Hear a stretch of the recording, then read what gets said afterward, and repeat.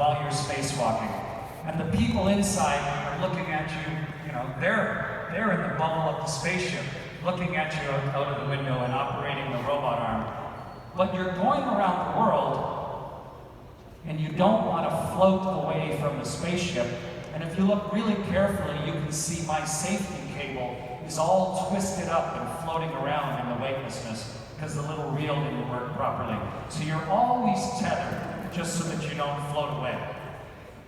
And you especially don't want to float away in the darkness because the station doesn't have lights on it. And the only way to tell where the station is because it's where the stars aren't. You know, and so you think about shadows, and so on our space helmet, you can see the lights up above my head. Those two great big lights up there. And we turn those on so that we can work outside. But that means that the universe just looks like black velvet. And if you really want to see things in the darkness, you got to shut those lights off and get your night vision. Like walking outside and waiting a minute or two until your eyes are adjusted. And if you do that, then sometimes you can see amazing things in the darkness. Like when we went through the world's aurora and watched the aurora of the world pour past me and flow between my legs and ripple around the ship. I couldn't believe that this little kid from Canada got to surf on the world's aurora. Just an amazing experience. And spacewalking is the only way. But things go wrong. A few years ago, one of the Italian astronauts, all of that water that's in his suit started leaking into his helmet. And there was so much water that it was sticking to his head. And then it started to flow down his face. And it flowed down into both of his ears. So that he couldn't hear very well, like he was underwater. And then the stickiness of the water, it came down and flowed into both of his eyes as it leaked more and more. And then it flowed over his nose. And it started to flow over his mouth. So he was going to drown while orbiting around the world. But they declared an emergency. He went back, got into the airlock, they closed the hatch, repressurized, and got his helmet off.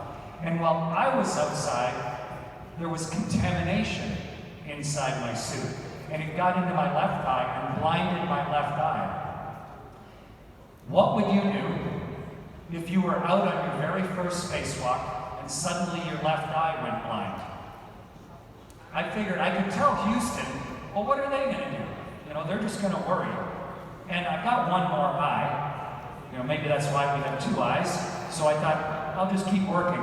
But then the contamination, and your tears don't fall. Your tears just get bigger and bigger and bigger until eventually the contaminated tear flowed across my nose like a tiny, nasty little waterfall into my other eye and blinded both my eyes.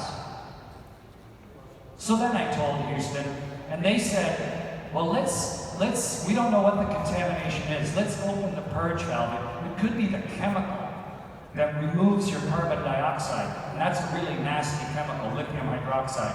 So they said, if you look over on the right there, just to the side of my helmet, there's a little brown pointed thing.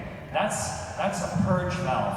And what I did was I pushed it in and turned it 90 degrees and popped it out. And that allowed my suit to leak out into space. And so my oxygen from my tank could flow up over my head and evaporate the tears off my face. Imagine being out on your very first spacewalk and you're blind and you're listening to as your oxygen, your little tank of oxygen is flowing out a hole in your helmet. And like you're trying to repressurize the universe. But eventually it worked. And I cried enough that it diluted the tears, and I could see, and I closed that valve, and I got back to work. And when we came back inside, we analyzed it, and it was just the anti-fog. It was just the oil and the soap that we put on the visor that had gotten in my eyes. And since then, we changed to Johnson's No More Tears, which we probably should have been using since the very beginning. Would have been smart. but we managed to finish the entire spacewalk. And it is a magnificent experience. From Alexei Archipovich Leonov, the very first human being to risk his life and do a spacewalk in 1965, until all the people that have walked ever since and helped to build Mir, helped to build the International Space Station, and right to the point now where maybe it's safe enough and experienced enough that we can even start having people just do spacewalks, you know, just for fun on some of the new spaceships.